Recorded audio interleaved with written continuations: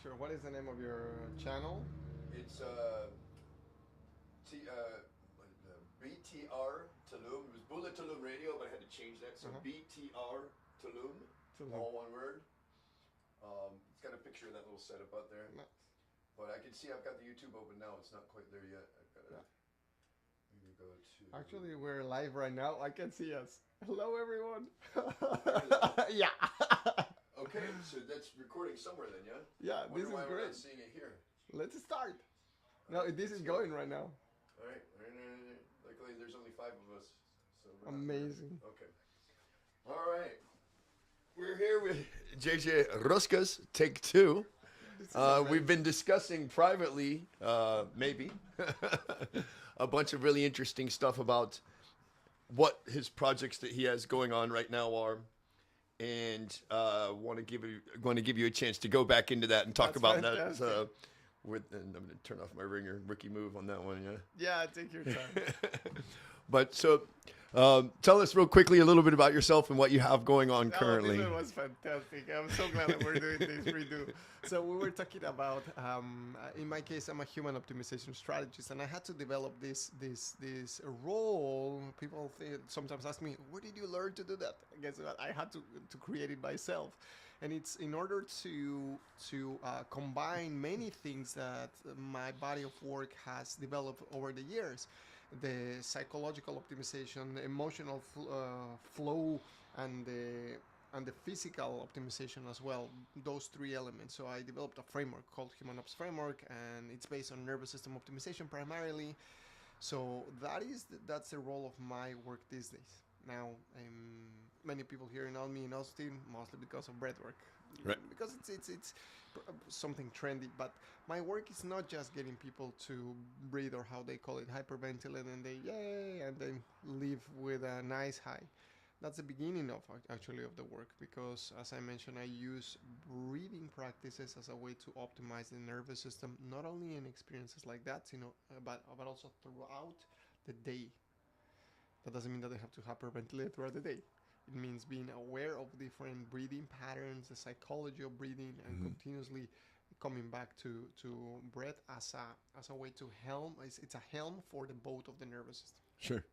So that's the beginning. What other tools are there out there besides breath work that you could use for stress relief, or just getting, I guess, centered, focused, so you can, we're both entrepreneurs. We've been through this conversation, and the path is not always easy, but there's got to be other things besides breath work that can be beneficial to put you in just a state of where your mind just works correctly to make these decisions that need to be made and calculated and logically understood. And is there any other tips for something like that? So many. So let's talk about in terms of layers or of impact on the nervous system.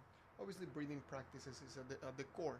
But on top of that, what happens? I cannot tell someone that is, for example, frustrated or angry, breathe.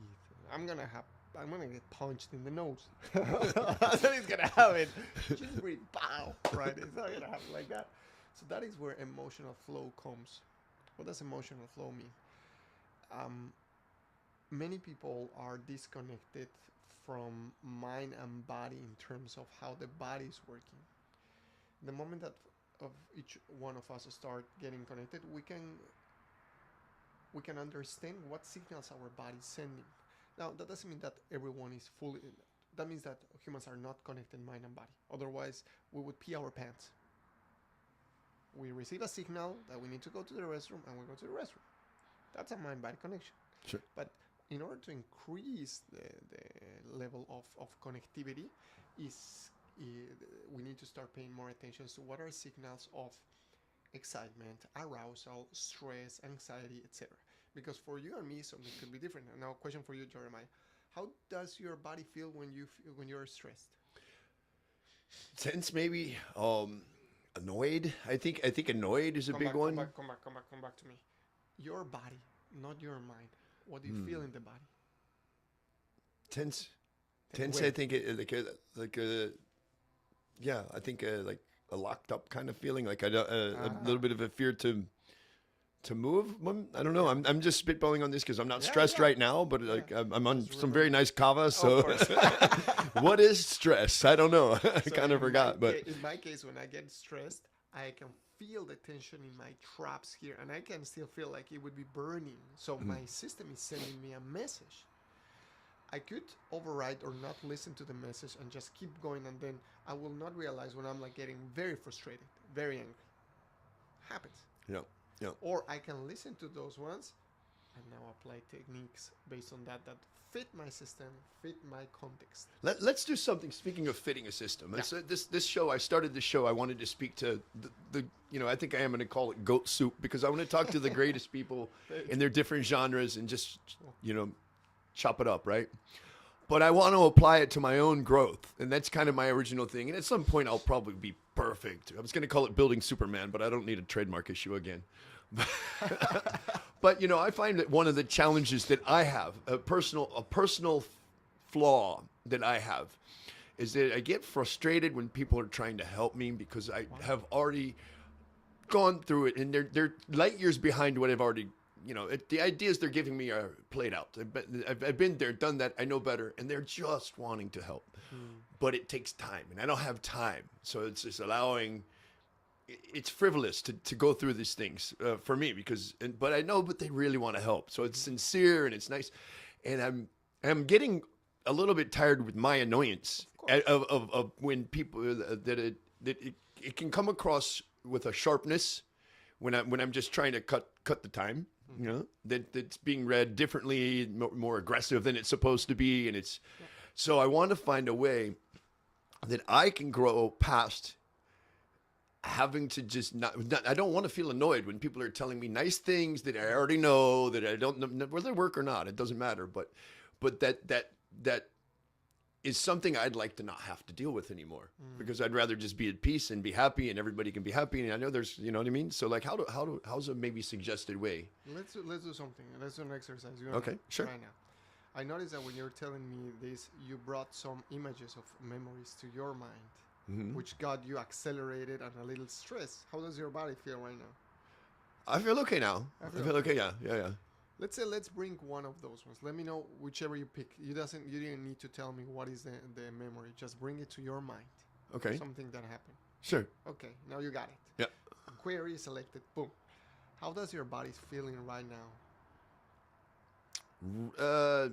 Like I'm trying to get out of the mind and into the body. That's the thing. So exactly. It's the tense I explained. I think it's shoulders. Great. Shoulders, yeah. Something here. Not quite up here like where you're saying, but it's in the neck, in the area, yeah. Like I feel like a little. Well, about like I almost raised my shoulders a little. Yeah. Jaw, face, hands. A tightness, a bit of a tightness, yeah. Yeah. So we're gonna start working through the body to start deconstructing what the mind happened. So just with me, open up, for example, the body. That's right. And you can change postures. That's okay. So in that position, we're still in that memory, by the way. Come back into that memory, but open up the body. You can open up your arms. If you feel like constricting, it's because your body's getting ready for battle. So you can open up, right? Open up, relax the shoulders, relax the jaw, the neck, for example. Breathe through your nose. Oh, that's right. That's right. Relax also your belly and the pelvic floor as well. That's great. Now go back when your eyes closed, go back into this memory, Jeremiah. Relax the jaw, relax your forehead. Now, what is it, a part in your mind that is telling you when someone comes and tells you, Jeremiah, I would like to fill in the blanks with the suggestion that they are giving? What is the first thing that comes in your mind? You can tell me. You can tell me, so I would be that person. I already had the color picked out. This is. I'll tell you what it is. This is a girlfriend that was helping me pick out a color of paint that I already knew what I wanted so bad. Yeah. She was trying to help so much. And just wanted to suggest, but I already knew the one I wanted. So like. So what is the mind saying? Saying I'm not looking for your advice is what I was.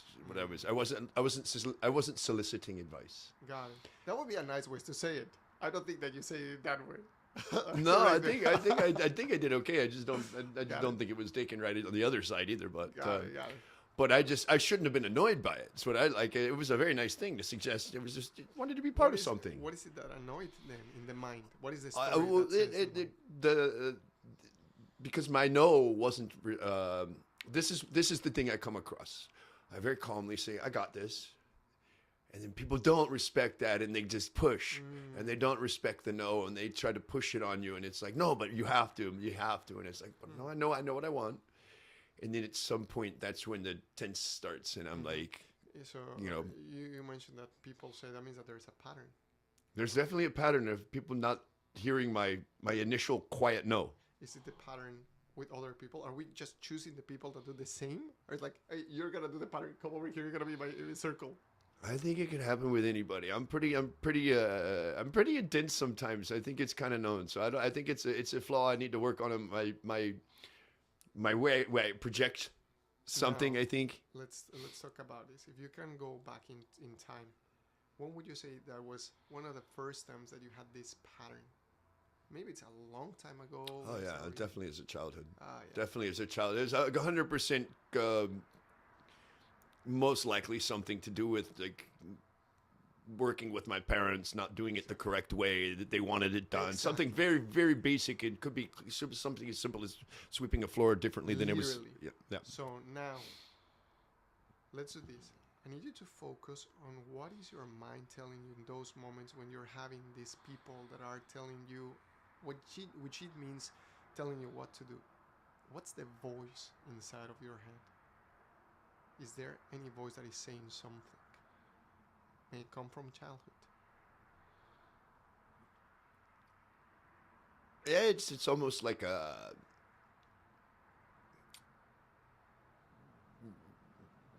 people not trusting that you know what you're doing in a way, Exactly. right? Some I don't know what the voice exactly is, Exactly, but but but there it is breaks one. down to like Exactly. people trying to tell me what to do, Exactly. and I know what I'm doing. Exactly. So there is a part in your mind, in your architectural mind, that has not realized that Jeremiah is a grown-up adult and knows what to do. So the moment that other people are coming and providing advice, the part of you that is getting activated is that little part. And it's just a tiny part. I'm talking about little part. It's imagine that you have multiple Jeremiahs. One for attending at Tulum, one for this, one for that one, and there is another one that is like the moment that they connect to you, that kicks in. Yeah. That one has a physio-psycho emotional configuration. What does that mean? The tenses. You're detecting right now the shoulders. You're getting ready for, don't tell me what to do. I used to be that guy, by the way. Same guy. I understand. In my case, my physiology was different. I used to be, I Okay. used to clench my jaw. So that's a configuration there, physiological. And I used to get ready for defensiveness. Don't tell me this thing. Immediately, defensiveness, psychological Yeah, defensiveness. yeah. It's definitely that's what comes off as defensive, Exactly. and then it comes even more than defensive. It becomes combative, and it's not. It's Exactly. it's just supposed to be. I know what I want. I know what I want. That's all I'm wanting to say. Exactly. You know. Exactly. So that is because that segment or that section of the mind, very in depth, and I'm talking about the voice. You're gonna at some point hear the voice. It's very likely that it's one of your parents' voice telling you this, and so Yeah, more than likely. Yeah, very yeah. likely, and you're responding to that one from a very depth from the depth of your mind here. That part is reacting, which has the physiological response. The moment that you start realizing, hey, this is the part that is kicking in, you can respond to that voice, to that command, saying, I know what I want, but you're doing it from a different point. I know that you're doing it politely here, but we need to do it at this level because it's your nervous system is not realizing that those people are not people in real time right now. Still thinks that it's mom, dad. And the moment you start changing the posture, and the moment you start relaxing and responding from that state, you're training your system, which is going to have an impact in everyone else. Does that make sense? Yeah, yeah. So maybe just immediately, if it's just relax, open up, Exactly. Relax, open up. breathe. And you can tell the person. Maybe "Can you don't give-" respond right away. Exactly. You can tell them, can you give me a moment? And by the way, this one takes between 5 to 7 touch points, I would say. What does that mean? It's not that we are going to do a switch and now I'm a different Jeremiah. It's not like that. The way that we train ourselves requires conditioning. It's like working out, right? Not suddenly you just become a pro boxer or just become a pro athlete. No, you have to condition the system. So in this case, you're going to still fail again, but you can fail smartly and elegantly, saying, talking to a person, I know that we have had this interaction. I'm going to do this change in my behavior. Would you give me some grace next time that you offer me something? I may get a little bit annoyed, but I'm going to ask you to give me a minute. Would that work for you? Right. Most likely the person is going to say, well, yeah. Yeah. And So if it's somebody that cares, for sure. Exactly. And so next time that it happens, you know what's going to happen. Shoulders, tension, defensiveness, and that is when, I'm getting into annoyed mode. So I'm projecting from a past experience, not from the present. Give me one moment, and you can go and you can move, stretch, even. So some people I will get them to even to roar outside, not to the person, but outside, and then system is relaxed, mind is clear. Right. Okay, how can I help you from here? Yeah. How can we interact better? Yeah. And so obviously that doesn't mean that from that point on you're gonna behave like that. It's gonna take 3, 4 times, 5 times until it's gonna be easier. Next time that you're coming like this, system gets, you get ready. You just laugh because you're seeing your system doing all of this, right? Like you just laugh. And you give me 1 minute. Come back, like, okay, what are you talking about? Yeah, and it's the strange thing is it's always somebody. I always have a very very fun, cool project going on, so people really want to be involved. Exactly. And so you get a lot of advice, and a lot of it's good. A lot of it's stuff that costs a lot of money, and you're like, yeah, of course, I'd love to go to the moon. Yeah, sounds like a great idea. Give me a rocket. Right? Yeah. So it's going to be constant. It's not something I'm not going to ever avoid having people just wanting to chime in and say things. So, but what is going to change is your perception around those chimes and advices. Okay. And at some point, your mind may not realize, may not think that, those are advice that people are giving me. You can say, it's a conversation. Cool. So it's the perception. Yeah. I don't know how is the perception going to change. I have no idea. But what I can tell is that by you changing the posture, changing the awareness of this is not present moment. I'm living a past moment. I think it's also something separate. Now that I'm sitting here thinking of it, it's that there's this rush feeling I have. So anything that's off of this clear path I have to get to where I'm trying to go, if it's a diversion, all of a sudden now that's the annoyance. It's Exactly. like I'm off my path. Okay, let's talk about this. Da da da da da da. Polite. Now I got to get back on my path.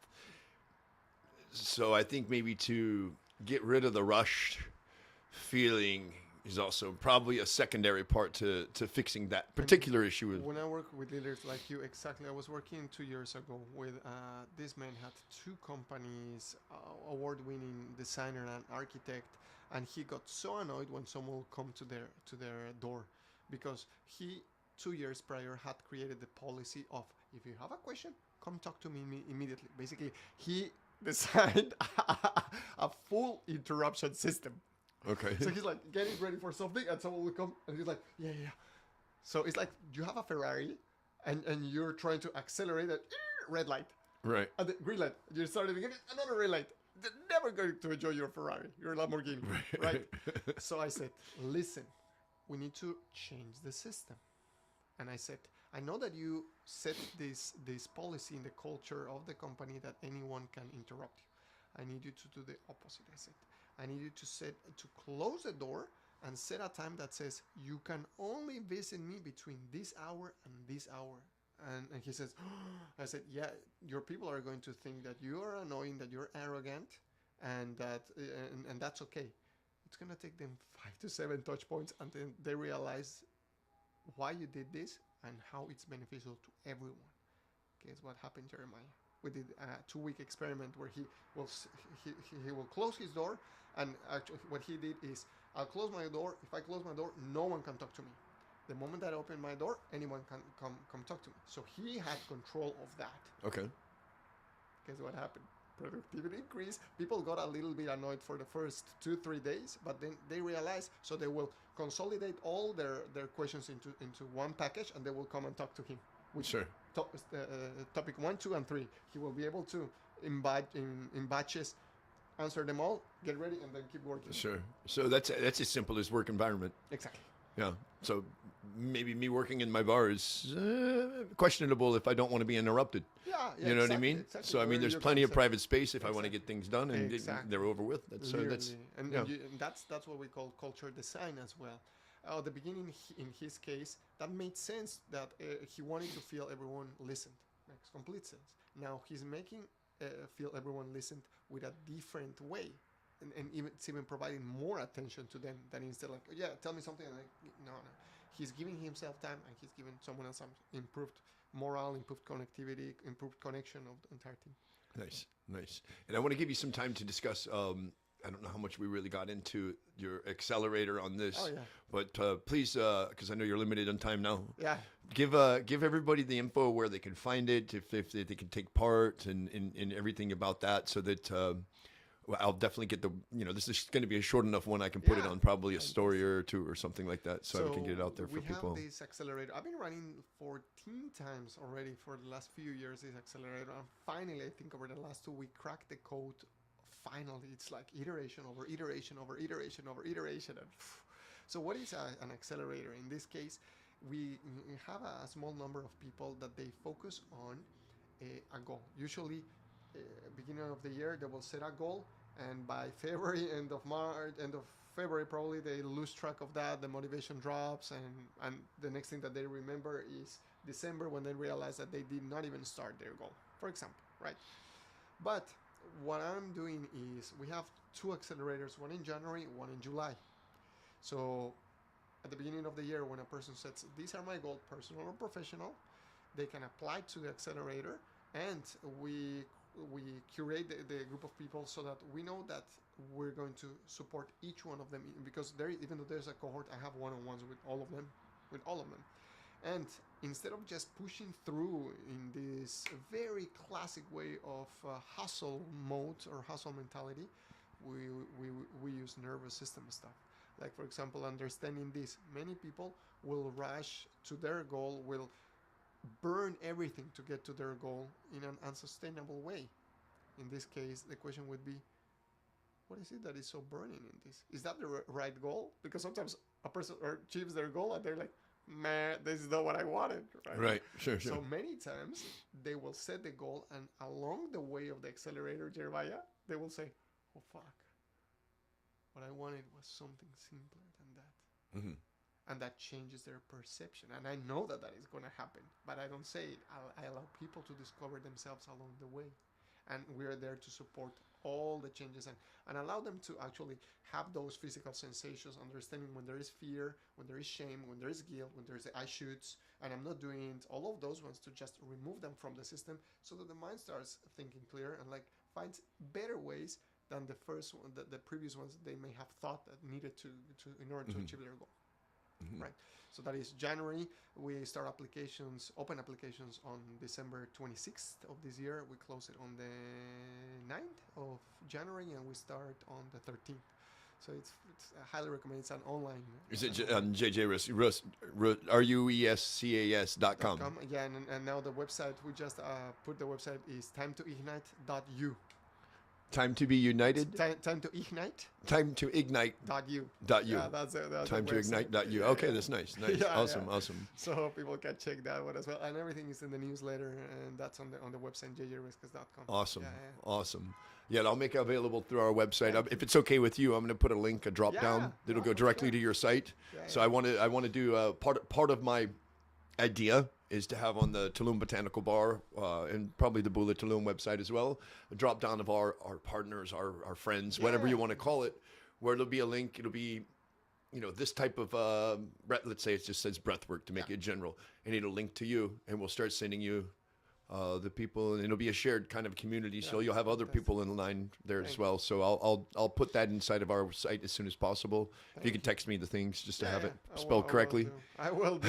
and the most common way also to connect with me is through the breathwork sessions here in Austin, or as well now we have a community online that we every other Sunday we have a breathwork session online, which we call it the Oxygen Reset. Okay. Breathwork, and that's starting to grow. We have people in different states here in the U.S., in South America, in London, in Greece, and so that's starting to grow, and that's Nice. another way to start optimizing the nervous system using breath, and then to start allowing flow of emotions and mind, etc. Yeah, perfect. Nice. Well, thank you for joining us on the Thank you so the much. show, aka Goat Soup. I don't know. We'll figure that out. To be determined. Appreciate Thank you it. so much. Thank you so much for the Thank lessons. you so much for the cow. It was Yeah. fantastic. Bula, my Bula. friend. I had the perfect amount for the time.